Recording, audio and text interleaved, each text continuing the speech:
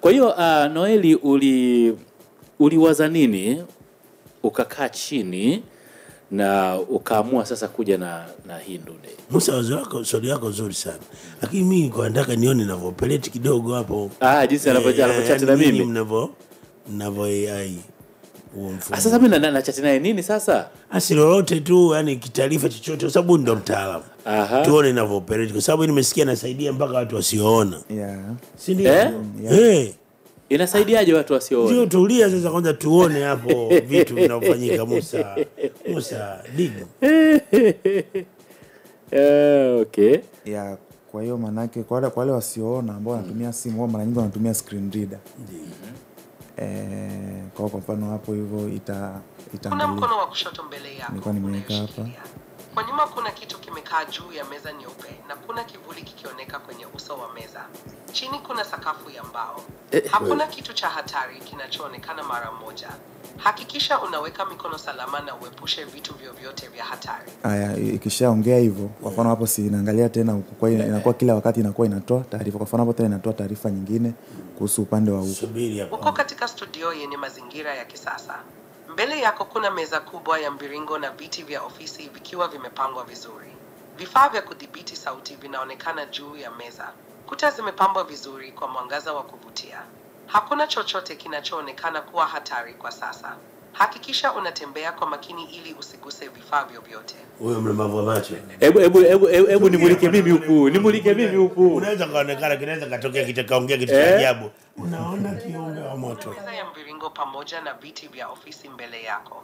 Vifaa vya redio vimepangwa juu ya meza hii pamoja na Musa. Una nembo ya Wasafi. Na huyo dada. Kuna mwangaza wa kuvutia. Umesikia nembo ya Wasafi? Kuna sakafu ya mbao chini ambayo ni salama, lakini hakikisha unaangalia pembeni kwa umakini ili kuepuka kugongana na vifaa vya mezani. Endelea kuwa makini na ahakikishe kuwa na nafasi ya kutosha kama utahitaji kusogea. Mlemavu macho ujue. Hapo umeniweka mimi hapa. Jamaa katisha. Mlemavu macho anajua video. Mbele yako kuna mtu ameketi akitumia vifaa vya udhibiti wa sauti kwenye studio ya radio. Yani mimi. Anaonekana kuvaa miwani ya giza na vichwa vya sauti. Kulia kwako kuna mtu mwingine aliyesimama na kamera kana kwamba anarekodi au kupiga picha. Nembo ya Wasafi inaonekana ukutani. Kumbuka kuwa makini ili usigusane na vifaa vyovyote vya kitaalamu vinavyozunguka meza.